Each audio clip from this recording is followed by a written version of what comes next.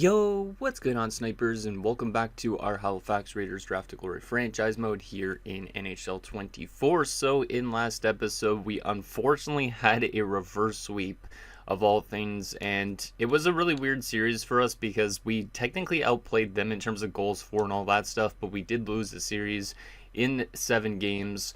If we go back here to April, you could see that we had a nice 3-0 series lead, and everything was looking pretty nice, like a 4-2 win, a 3-0 win, and a 6-0 win. So coming off back-to-back shutouts with 2 different goaltenders too, because Burkhoff played this game, Zadorov played the other one, and yeah, basically we got back-to-back shutouts. So it was like, at this point we were like, okay, this is pretty good, but I was kind of worried, obviously, considering we scored 6 goals in this game, because I thought maybe our offense could dry up, which obviously it dries up in this next game. And I'm like, at that point I was already thinking, hey, maybe we're going to get reverse swept here. The next game we also don't score a lot, and it's the same type of story. Then the same thing in game 6, we don't score a lot, and in game 7 we don't score a single goal. So we only managed to score a total of 5 goals in our last 4 games after we came off a 6-0 win, which was dreadful. So our offense just completely went barren, and we could not score a single goal. And yeah, Tampa was able to get their offense going a little bit more than us, and they were able to edge us out in 7 games. And as I predicted, they went all the way to the Stanley Cup Finals, only to lose to the Los Angeles Kings. But yeah, so it was a very heartbreaking loss, and we also did lose Mad Boys to retirement. Maddox Boys decided to hang them up, so we did lose a defenseman, which kind of sucks because our team is starting to dwindle, and I think our playoff chances are going to be starting to go down even more so because we do have a lot of guys that are dropping off in age, or not in age, in overall. And you can see like Ahinen dropped down to a 79. He's 37 years old now at this point, which is not great. And then you also have like Lehman, who's 38 years old, and I think he'll probably be like an 82 next season, potentially, maybe even lower than that. So yeah, our team is definitely taking quite the hit. I'm hoping that we can keep this team as much together as possible, obviously, for next season, because obviously we don't have a lot of years left of this franchise mode. But at this point, I don't know if this team is a contender unless we kind of really keep the goaltending tandem together, which hopefully we could definitely do that. So yeah, it kind of sucks that it ended that way in last episode, but it is what it is. It kind of was a little bit more of a heartbreaking losing in that first round than losing Mauricio Wilm to retirement, just because of the way it happened. Like, I haven't been reverse swept in a while, but I was able to actually still predict what happened, so I'm kind of a little bit mad at the sim engine a bit. And yeah, hopefully we don't get those type of scenarios again in this series. Hopefully we can make it to the playoffs, and maybe we could have some sort of a miracle run, but at this stage I don't know if we're going to get a Stanley Cup. So let's get to your guys' comments before we get into this draft and off season and see what our team is looking like for next year. Hopefully it is still a pretty decent roster that could actually make it to the playoffs again. So the first comment is from Souls, who says, so I'm up to game 3, and wow, what a performance so far. However, I'm concerned about how much time is still left in the episode, ... And then it says edit, shit. And yeah, that's basically how it was for me when I was recording it. I was just like, hey, this is going to be a nice quick little episode. We are going to win the series maybe via sweep or in 5 games.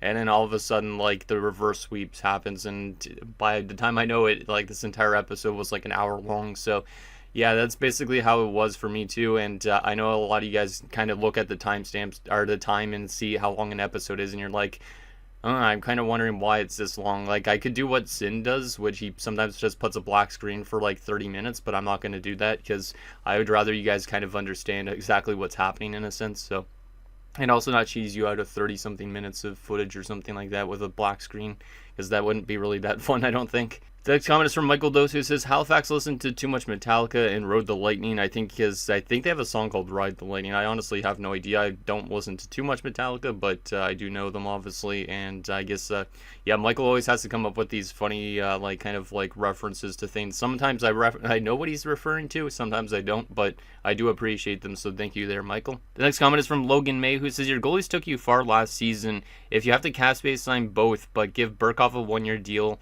If Zadorov gets hurt, you have nobody to replace him. And that's true. We might actually have to bring back Burkhoff just because of the fact we don't really have a goaltender that could replace Zadorov if Zadorov gets hurt. Obviously, it's kind of weird to rock 290 overall goaltenders, but you can see right now we don't really have that next guy. Like, McKenzie maybe could jump up in a sense, but at the same time, if we obviously can't get McKenzie up, it would be nice to run the 290s. But if for some reason we can't re-sign Burkhoff due to the cap space, McKenzie will likely be the backup, which is kind of dumb because he's 20 years old and he's 75, but he is medium elite potential, so he should be able to grow quite well. But it would be interesting to throw him in as the backup. That is permitted. We lose Burkhoff, considering he's a UFA. Meanwhile, Zadorov, we could probably qualify or something like that, or I could just give him a long-term deal, but he's very, very expensive, just like Burkhoff is. And then the last and final comment is from Saturn Otaku. It says, such BS.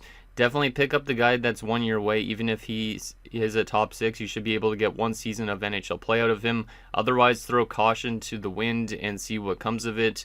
I'll be interested to see what you get in terms of new coaching staff. And yeah, that's another thing that I didn't just bring up recently, though, is our entire coaching staff, I think, pretty much retired. So we will have a new coach and all that stuff, which maybe makes our team better next season. Actually, we didn't lose our head coach. We lost the associate and the assistant, so we're going to have to bring in some new coaches to go with Melekar. But who knows? Maybe some of them will actually end up being the head coach next season instead of Melekar. But yeah, so we're going to have a bit of a new coaching staff this year, which is kind of nice. We'll also probably find ourselves a goalie coach, of course, so we will get our goaltenders to assimilate well. But Melekar definitely has been good for our defensemen on our team because we've been a very good defensive team over the last few years. But yeah, hopefully Melekar could continue to help us be good defensively, even with the drop-off and all that type of thing. And also if the fact we lose Burkhoff in net. So anyways, there's that. Let's get into this draft and re-sign stage and see what our team is looking like. Hopefully there's some former players in free agency too, because you got to remember also, though, if for some reason we lose Burkhoff, maybe there's going to be a former goalie in free agency we could bring back as a backup. So there is other options out there. Like if we go to currently pending free agents, let me just see if there's anybody that might be a pending free agent that used to play for us. Out of curiosity, we'll start off with goalies just because that's the #1 position kind of. So obviously if we lose Burkhoff, who could we bring back if they head to free agency? Does not really look like anybody so far. Owen Gove. Owen Gove would be that type of guy. He's 34 years old. Okay. Yeah, he might not get re-signed by Seattle, so. And didn't he win a Stanley Cup at one point? Yeah, I think he won a cup with the Rangers. Yeah, he definitely did. 16 wins there. So yeah, Owen Gove honestly could be a goaltender that we bring back potentially. He's been a good playoff goaltender too, which is interesting. So yeah, if we lose Burkhoff, Owen Gove is maybe the guy we'll re-sign as our backup if he heads to free agency, which there's a chance. He might get re-signed though by them, but I'm hoping he heads to the free agent market in case. Anybody else interesting that could head to the free agent market this year? Rizzy, of course. Nicholas Paco. Yeah, Paco too. So a couple of guys that used to play on our defensive core. That's good. It's always good to have those other options in case. Yeah, we might be able to sign some former players this episode, which is kind of exciting. Sergeyev as well, who's won 2 Stanley Cups now, because he won with one with LA, one with Florida. So Sergeyev might be able to come back. But I don't even know if we're going to need forwards as much. I think it's going to be more defensemen. Vic Habscheid too. Yeah, there's a lot of guys that might be testing the free agent market this year. Joel Weber again. He's dropped down to an 80 overall now. Okay. Yeah, we might have some options to sign this year. I hope some of them actually head to the free agent market and they all just don't get re-signed by their team. Because then it gives us options to like fill out that depth a bit better for maybe a one last run, you know. But it depends on our cap space. I hope we have a lot of cap space available. But who knows, it's going to probably be eaten up quite quickly between the 2 goaltenders if we bring them both back. Okay, let's get into this draft and see if we could grab that top 6 forward that Saturn Otaku was mentioning that I mentioned that is only 1 year out. Damn, that took a long time to load that draft part. That was kind of scary. I thought it was going to like crash or something. Did I pin him? More than likely, yeah, it was Mr. Mikhail Hjalmarsson. Because you can see that he is pretty damn good. He's 1 year out, so similar to the guy we drafted last year. That also gives us more center depth in case we end up losing somebody like Ahin into retirement soon. So I don't mind taking him instead of the Lolit, which was guaranteed as well. The Lolit's 3 years out, which we don't really have the time to develop him in. Hjalmarsson might make it before the series ends, which is nice. So that's why we're probably going to take Hjalmarsson with our pick. But anyways, let's take a look at this year's top 5 and see who goes where. Not that it really matters at this stage, but still. Gordon going to Buffalo, 84 overall sniper. Wow, with a bunch of X factors out of the draft, this guy's going to be a really good player, but it is a little bit too late to see his entire career, of course. Tim Gordon, 93 shooting across the board, very good offensive awareness. Yeah, this guy doesn't have really any weakness except for his fighting skill, which makes sense because I don't think any snipers really fight that much, but you never know. Hernandez going to Philadelphia, 81 overall power forward. Also some pretty damn good shooting, a little bit lower offensive awareness, but he does have relentless. That's Dwight Hernandez. Edmonton will take Schmaltz, who's an 83 overall sniper, so this might be a pretty good start of the draft, at least in terms of overall rating. Another very good shooter, 92s across the board. No real weakness either with this guy. Yeah, this is a pretty good top 5. Calgary's going to take Bonvy, who's a two-way defenseman, so the first defenseman to go off the board. Really good shot power, not very good accuracy, so kind of similar to what we got when we drafted Mad Boys back in the day, because I'm pretty sure Mad Boys was built pretty similarly. Seattle at 5 is going to take Langlois, who's just a top 6 forward in 69 overall, which is pretty nice. Jean Langlois. Playmaker, pretty solid passing. I mean, he's a pretty good player all around. He should develop into being a pretty good top 6 forward prospect at some stage. So there is the top 5. Let's sim to our pick at 27 here. See what went right for our pick, just for a little bit of fun here. See if there's anything intriguing. Just some more top 6 forwards and top 4 defenders, it looks like, for the most part. A high top 6 D going that early, though, it kind of sucks for Minnesota. Park was pretty good. Medium elite two-way defenseman at 14th overall. Francis Park going to the Blackhawks. And that's pretty much that in terms of steals. There was also, wow, Detroit got a medium elite DFD. 80 overall at 7th. That's pretty damn good, as a couple top 6 forwards went ahead of him. Okay, so we will go for the top 6 forward that we were looking at, which is Mr. Mikael Hjalmarsson. Hopefully he's at least like a 70 overall, or else he might not make it before the series ends. But we're going to take him into the lowly just because, like I said, the ETA is a lot sooner. So Mikael Hjalmarsson, welcome aboard. He might actually play in the AHL next season already. 73 overall. That's pretty good. I might already give him a chance to play in the AHL next year, just based on the fact that he is AHL eligible.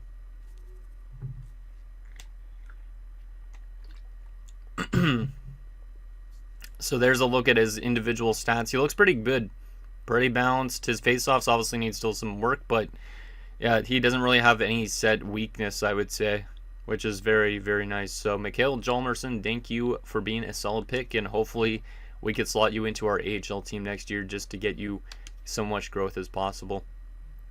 Did we miss anything intriguing, though, after our pick? Let's see. How good was that low elite? That low elite probably is going to be decent, but it's going to take him a lot longer to develop. Yeah, there he is, 62 overall. He probably would have taken at least 2 to 3 seasons to develop. This guy was pretty good. Valahati, 78 overall. Wow. Offensive defenseman. Medium top 4. That could have been something I should have taken maybe instead, because we do need defensive help. But I didn't have him even scouted really that good, so that kind of sucks, but still very solid pick there for the Red Wings. Sokolov was also low elite. So a couple of decent steals after our pick, but that's okay. Let's see what else we could draft here. I feel like the rest of this draft is pretty much just a crapshoot at this stage, though, because you can see there's low 6s and low 4s, but we're going to still make our picks anyways, because I know you guys are going to say, hey, some of these guys could still maybe make it before the series ends, so we're going to still see if we could find anything here intriguing. Did I have anybody else pinned? 2 more guys. Both of them medium elite goaltenders, which obviously those guys would all be 5 years out likely, right? Yeah. So they're not even going to make it before the series ends at this point. Should I just go with a low 4 defenseman? I don't really know. Willie Thompson. Most of these guys don't really look that great either, though. Trying to look for some good individual stats. Oh, somebody looks intriguing here. Christian Olsson. Does have weaknesses, but might be pretty good. But he also might be just a low 6. I don't think I'm going to go for him. Let's just go for whoever's supposed to go earliest. So we'll go for Mohamed Ludeman. Interesting name. Mohamed is a 62 overall, low top 6. Not great, but I mean, he would develop into maybe being something decent at the AHL level. Good passing stats. Really no weakness either with him. So yeah, I think he could become a good AHL player, but I don't know if he will be before the series ends, unfortunately. Our next pick here, let's see, maybe Smith Pelly would be a low elite. Yeah, there's a chance Smith Pelly actually could be a low elite, but I feel like since it shows potential low elite, he might be a low 6. If it said medium elite, I think he'd be a low elite, but I think I'm still going to take a chance on Tim Smith Pelly. So Tim Smith Pelly, welcome aboard. Low top 9. Oof, that's not even great. I was hoping for more of a low 6 rather than a low 9, but whatever. Like I said, I feel like these drafts don't really matter too much except for the first pick, because at this stage, a lot of these guys that are drafted to like 4th round and stuff like that won't make it in 2 seasons or whatever, because I don't think we have a lot of time left in the series for sure. MLN, it looks like he's just going to be a higher overall fringe starter or something like that. I would prefer to go for one of the medium elite goalies we had pinned, so let's go for Cam Tham. I didn't even realize that guy's name was like that, but that's kind of cool. Cam Tham, welcome aboard. We'll take you, and then we'll take the gem if we have a chance. 48 overall, butterfly goaltender. Interesting name. Unfortunately, he probably won't make it before the series ends, so that other goalie probably just went off the board, right? Let's see. Yeah, he's already gone. Okay, so I don't know if we're going to be able to get anything else intriguing here. We could just take a chance on some guys that could be low elite, like this Kari Aristolainen guy who's got confidence but a weakness in character. Let's just take a chance on him. I don't give a shit. Low 6, 48 overall. Yeah, this draft class is not great. Looks like Vic Habscheid might have been dealt at the draft actually to the Dallas Stars according to the message center. So that would have been his rights if that was him. It could be a different Habscheid though too. So this draft class is not good at all. There's got to be some steal here somewhere, right? I don't even know. What's this Kong guy's first name? Liu Kong. What a name. Sounds like Wukong. Let's just go for Terrell Heward. I don't even really care at this stage. Low 6. Because a lot of these guys for sure won't even make it unless we find a low elite that's like a 65 plus. But that's not going to happen. Oh, there's a guy with the last name Vance. We just got to do the tie-in to the Chicago series from last year. So we're going to take Matthew Vance just to get that little tie-in to our Chicago series. In a sense, saying he's a medium bottom 6, but still, Matthew Vance. There he is. Boom. So not a great draft by any standards. At least we got a decent pick in our first round, which is all that really matters. The rest of those guys probably won't make this series at all, but still, fun names nonetheless. Okay, re-sign stage. Now the question is, are we going to be able to re-sign every single player on our roster that we want to bring back? And are we able to bring back both goalies, or is Burkov going to be gone and McKenzie going to be the backup maybe next season? Or are we going to have to sign somebody like Owen Gove, who might be in the free agent market? It's going to be very interesting to see what our team's looking like next season. I think we're still going to be a pretty good team if we have a good goaltender. So Zadorov, regardless, will be our goalie. But I think we're going to be a decent enough team. But I don't know how long we're going to be a good playoff team for if we make it. We know our division's really strong too. So we could have a good season and miss the playoffs, which would not be ideal. So we got to try and see if we could keep the playoff streak at least alive. Okay, re-sign stage, the most fun part of the offseason. No, not really at all. 46 million only in cap space. Oh, that's not a lot of cap space. Oh boy.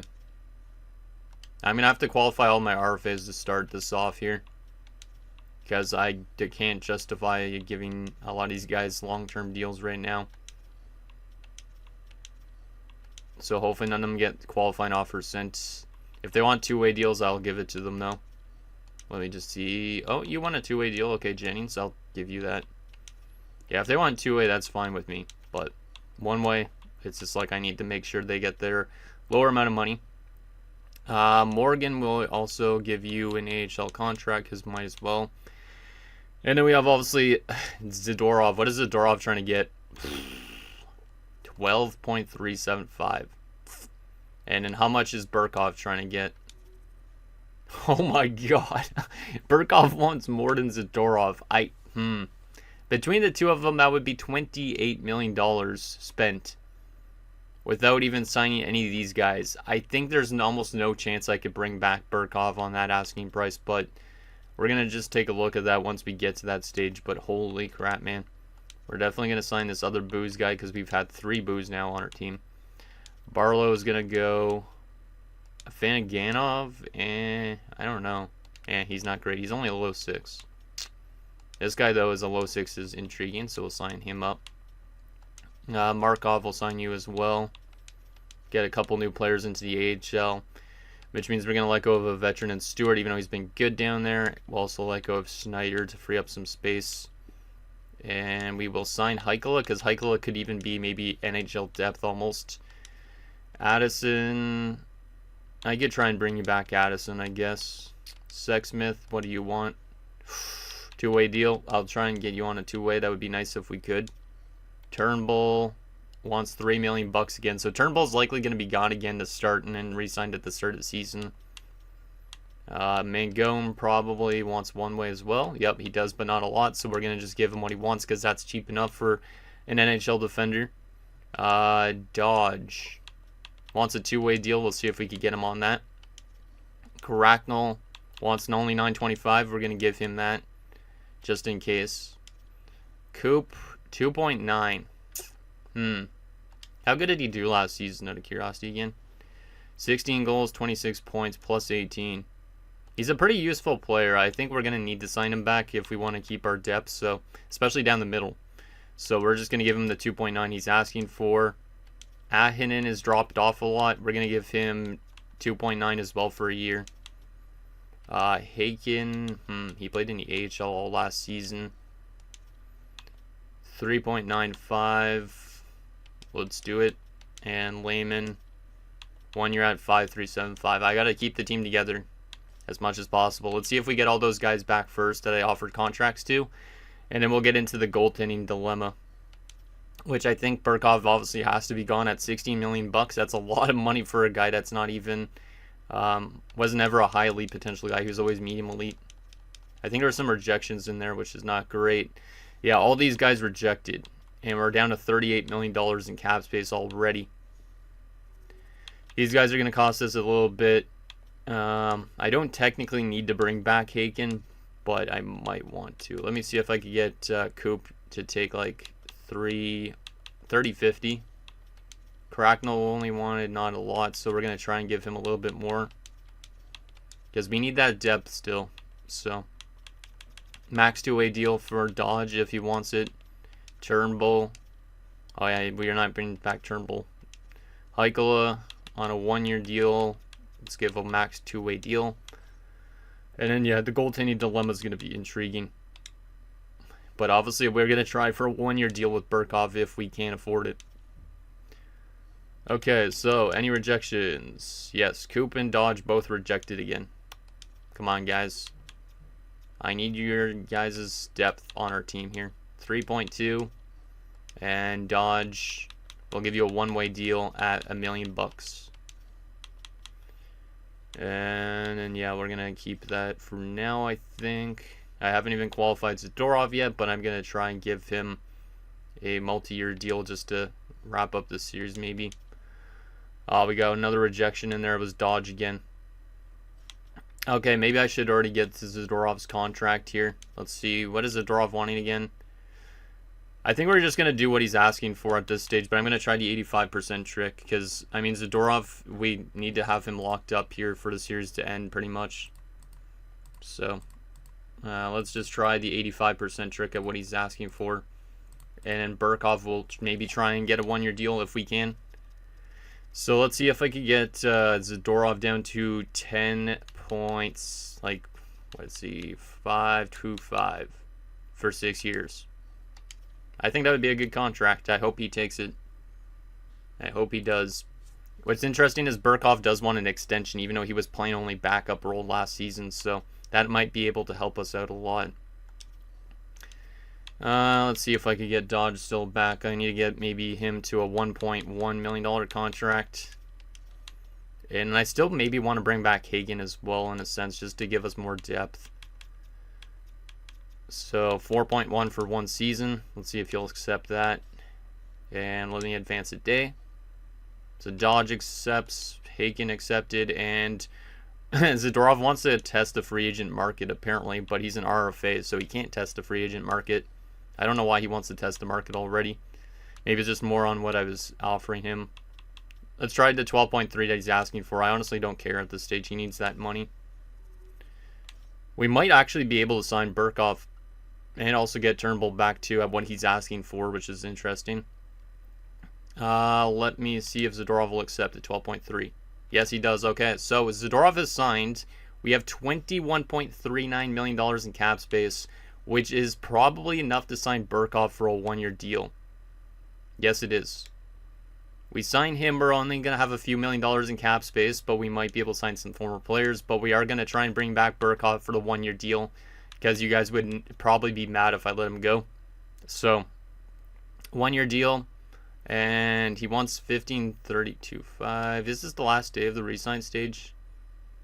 30 days, half September, April, June, and November. Yeah, I think this is the last day of the resign stage, so this is interesting. I'm going to give him a little bit more than what he's asking for just because I need him to be re-signed if we can. So we'll try him. Turnbull I could wait on for now. And Burkhoff has accepted that contract. Wow, okay. Okay, that's very interesting. Don't go anything on hired coaches. That's okay for now. What's interesting, though, is we only have 5.955 in cap space. We have our RFAs still to deal with, so I might have to buy somebody out, which I don't think I can now. Oh, boy, I forgot about the RFAs.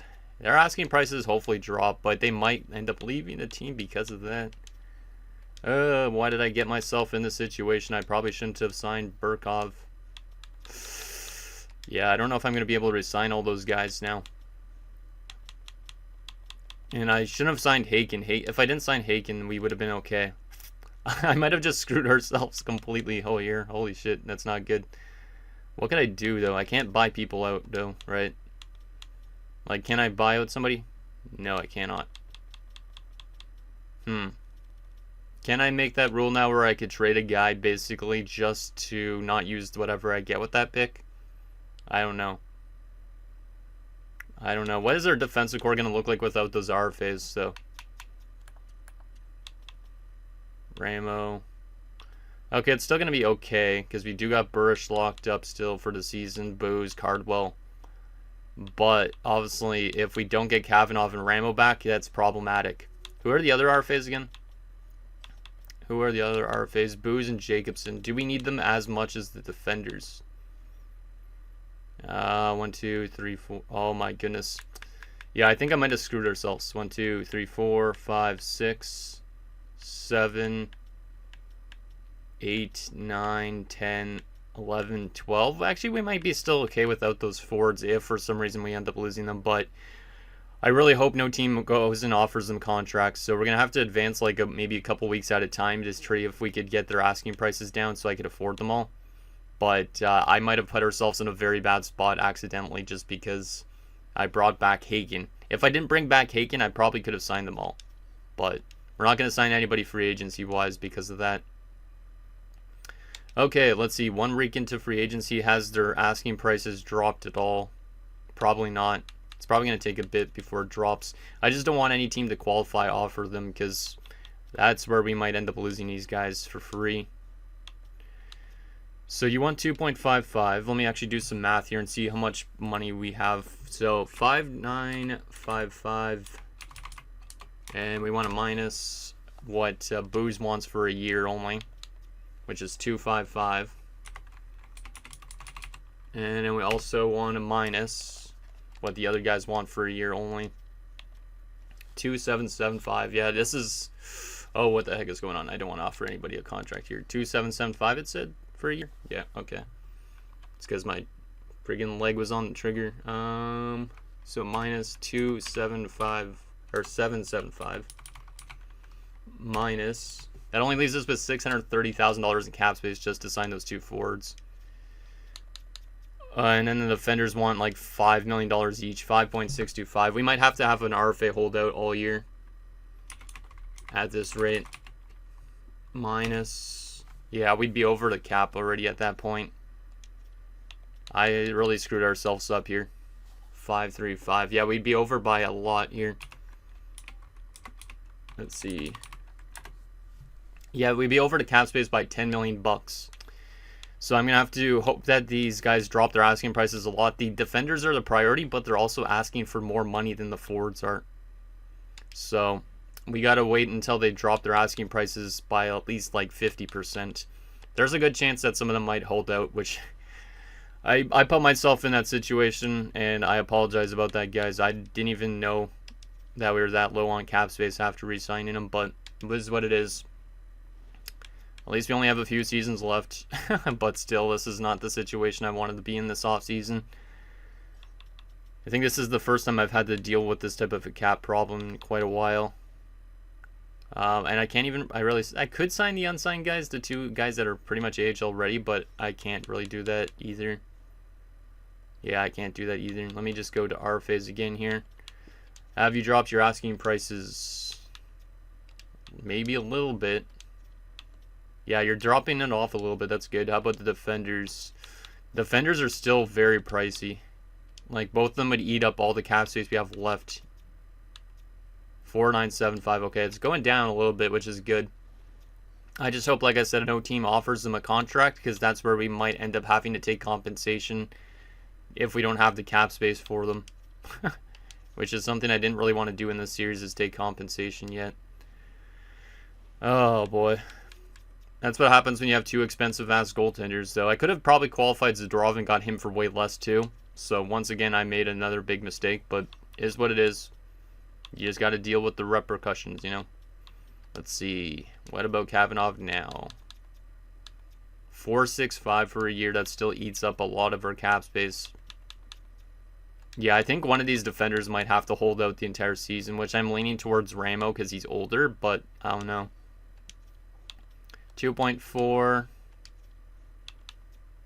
2.25. Okay, but it's still dropping off good, which is nice, but I need them to drop off more, so. And I am scared that in the next few weeks we might get somebody sending us a qualifying offer on those guys, which hopefully isn't the case. Okay, we're at the 29th. Have these guys dropped off even more so? Oh yeah, I also have to do the coaching stuff. God damn it. Almost forgot about that because our RFAs have been in my way. Let's go to associate and assistant coaches here quickly before I forget about doing this. See if we have any good coaches that might fit our team well. There's a 57 in there, which is decent. Let's go for that 57, which was who again? Oh, it was you. Aldrich Palat. I think we had him at one point. We're going to get you as an our associate for now. And then we'll also find another person with a higher up fit. Let's see, 56% on Novak. That is good with me. You're going to be our assistant. And we will rework the coaching staff at the start of the season to best fit our team. Okay, so those coaches are dealt with. Let's go back to the contract situation and see those guys dropped off now. Why did I put myself in this spot? $2 million and 25. That's not as bad. Let me just take a look at how much money this would be now. It's still probably going to be over, but by how much is the question. So 5,955, and we said for 1 year for Booze he wants 2025. A lot of math involved in this offseason. That will lock us down to 3.93. We have Jacobson who wants 2.2, so we should be able to get back both forwards, which is good. But the defenders, like I said, we need to get them to drop their asking price to under $2 million, which I don't think that's going to happen to get both those or all these guys back. Yeah, we'd be over still by a bit because they both want $4 million. So I might have to take one defender, one forward in a way, if I can. Like, what was Booze wanting for a year again? 2025. Kavanagh for a year was wanting $4 million. That still puts us over. Ramo for a year wants 4,475. Regardless, it would put us over. We could only sign like almost one of these guys, I think. I almost feel like saying, hey, I could trade away a player just to dump some salary cap, but I can't use what I get for their pick back. But at the same time, that defeats the purpose of the series completely, because it's not a trading series, it's a draft to glory. So We get both those coaches in, which is good. Let's hope those guys drop their asking prices even more so. Oh, Boo's accepted a qualifying offer. That might hurt us cap-wise. I forgot about the qualifying offer effect. So, Boo's accepted. How much does that leave us with now? How much does that leave us with? 5.18 still. And Boo's is signed. Okay. That's actually not bad. That means I could sign a defenseman. And then Jacobson would maybe have to hold out. Because I think I would prioritize the defenseman. So I hope that the AI is going to try and sign one of the defenders first. But we did get one guy back, which is great. Let me just go to recently signed. Boo's got 1.825. That's pretty nice. I'll take that. I hope that we are able to get the other guys back still. Because this cap situation is a little bit sticky. Let's go another week. See if anybody else accepts their qualifying offer here. No. Oh boy. This is not great. I do not like having this type of cap situation here. I like it better when I have all the cap space in the world. Let's see. 1.925. That's a pretty good drop off. That's a pretty good drop off. Let me see how much money we could actually spend here still. So if you wanted 1925, that still drops us down to 3.225, which means still a defender likely has to hold out. Ramo's still trying to get 3.825. And Kavanaugh's still trying to get 4 million. So I don't know if I could still even get these defenders if Jacobson is to accept. I could get one of those defenders right now, but I would prefer to wait a little bit and see if their asking price drops more. But there's a chance that we might not be able to get all our RFAs ready to go for next season. Yeah, I know. I don't really have a plan right now at the moment. I want to get all these guys back, but the cap is not in our favor here. This is definitely the tightest the cap has ever been for me. Let's see. Down to 1650. That's a nice little drop off there, Jacobson. I appreciate that you're willing to drop your asking price. Let's see. So if we do minus 1650 now, that drops us to $3.53 million, which is still not enough to sign Ramo. It is enough, though, to sign Kavanaugh. I think Ramo's got to hold out the season here, potentially. I'm going to wait a little bit longer, but I think I might be able to get Jacobson and Kavanaugh back. But Ramo is going to have to hold out, which is not great because that makes our defensive core worse. But we do have good goaltending, so maybe that will be able to still give us a good defensive play. But why did I sign friggin' Haken? If I didn't sign Haken, I would have been able to get these guys all back without a problem. But I decided to go for Haken for no reason. Maybe I should put him on waivers and then see if he gets claimed. That might be something I do at the start of the season. Try and waive him. See if he gets claimed. And if he gets claimed, that'll free us up some cap space. You know what? I think that might be something I do. I don't know if that will give us exactly what we need cap-wise, but I think it might be a good plan. Because I don't know if these guys are going to get qualifying offers from other teams yet. 1650, 3825, 3.3. Okay, yeah, I think I know what we're doing. We're definitely going to simulate through the preseason. I'm already going to simulate to the start of the season. And then, yeah, I'm basically going to waive Haken. And he's going to likely get claimed on waivers, which is okay. But I think that's what we're going to do. Or we could waive somebody else even, for that matter. But I think that's what our plan is going to be. Is to waive somebody with a cap hit. And then hope that they get claimed by another team. Which hopefully happens. If it doesn't happen, that's a little bit problematic, though. Let's go to the 31st. See if we could still get these guys back for cheaper. If they're dropping their prices at all. If they're not, that is not great. 5.18. Let's see. 1.6. 3.3. And 3.2. So that's 6.5 plus what? How much is this going to cost us? 6.5... plus, what was it that Jacobson wanted? 1.6 was it? Yeah, 1.6. So, let me just do some math here. 20, wait. No, I missed a mistake. God damn it. I put too much numbers. 1.6. That would cost us $8.1 million, which means we need to waive somebody that's making over $3 million. So yeah, Haken fits that bill completely. So what we're going to do here is we're going to sim up the start of next season.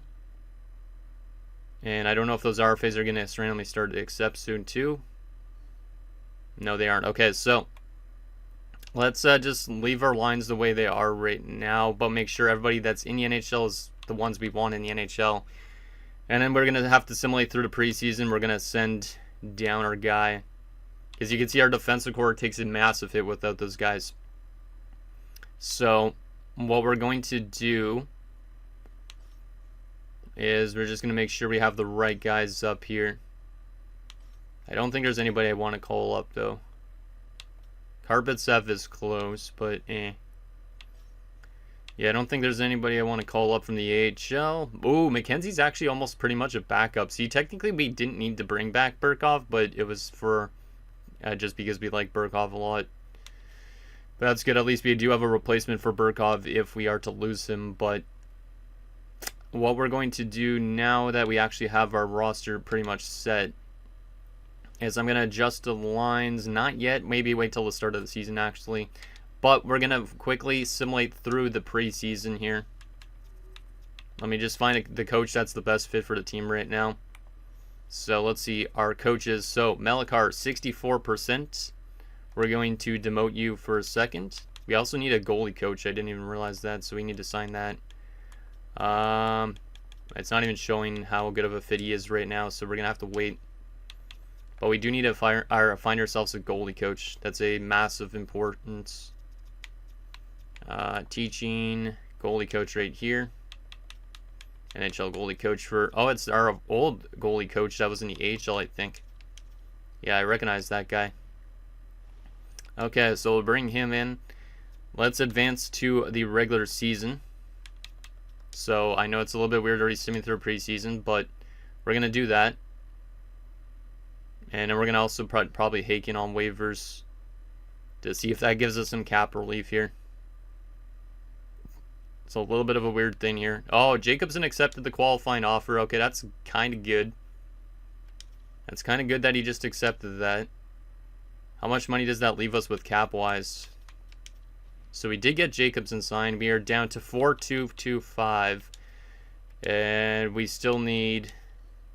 Yeah, we still need a couple $1 million in cap space. So what we're going to do here next is we are going to go to roster moves. We're going to send down Haken and hope that he gets claimed. He should get claimed because he's an 83 overall, but maybe his cap hit is too big for some teams. And we're going to call up Jacobson. And that should free up enough cap space for us to maybe sign both defenders. I'm trying to think.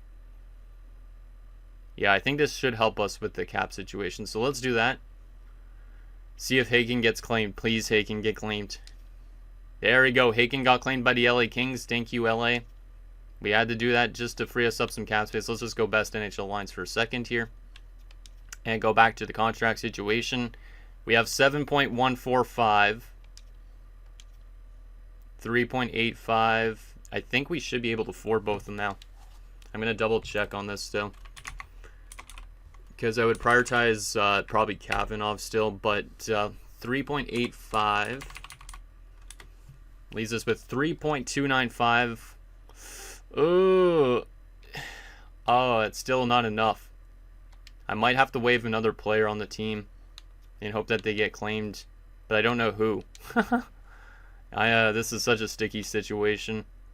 I feel like I'm almost cheating the system in a sense. I don't think any of these guys would get claimed. Yeah, none of those guys would get claimed. I'm trying to think on who I'm okay with losing that's making a good chunk of money.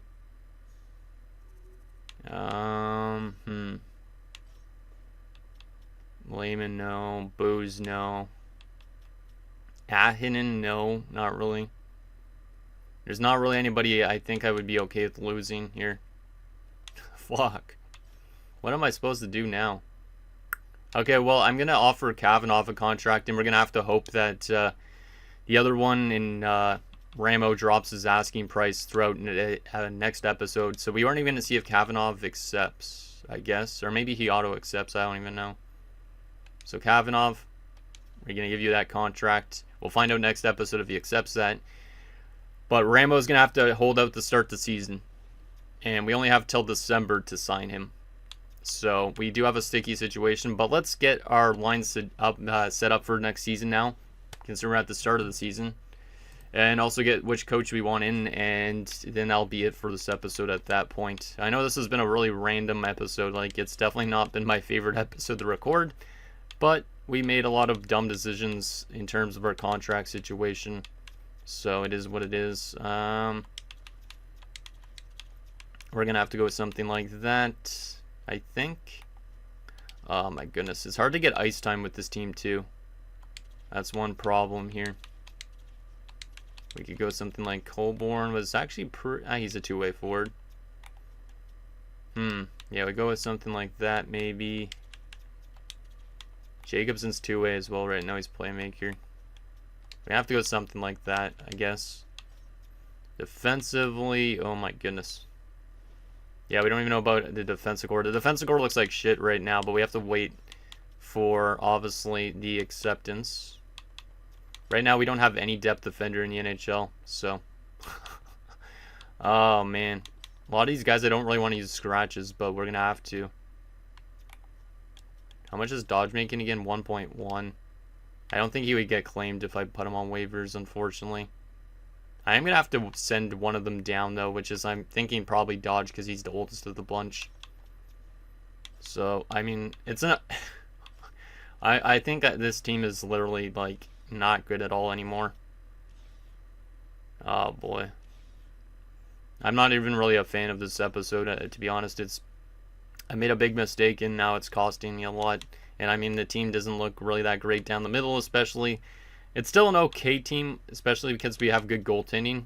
Once our defensive core is back and signed up, I think that'll be nice, but we're going to have to find a way to kind of get that cap space. So I'm hoping that we find a way to get that cap space before December the 1st, or else we won't be able to sign Ramo for the entire season, which is not great. I mean, there might be some former players in free agency still, if we can, but we need these two guys back.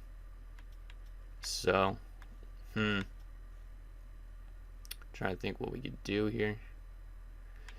Like, if we can't get Ramo back, who do we bring back to this team? If there's any former players, which I don't think there is, unless there's our man in Turnbull.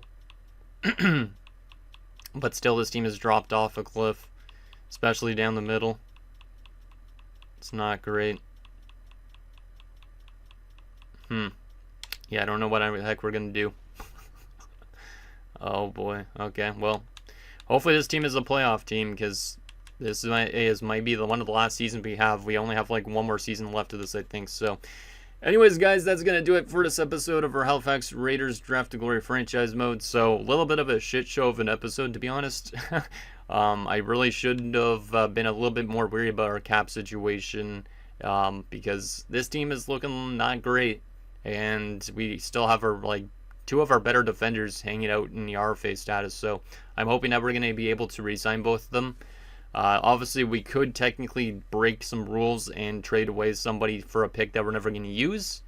That's something, but I don't feel like I want to break a rule this late in the series. So let me know what you guys think down below, and I'll see you guys next time.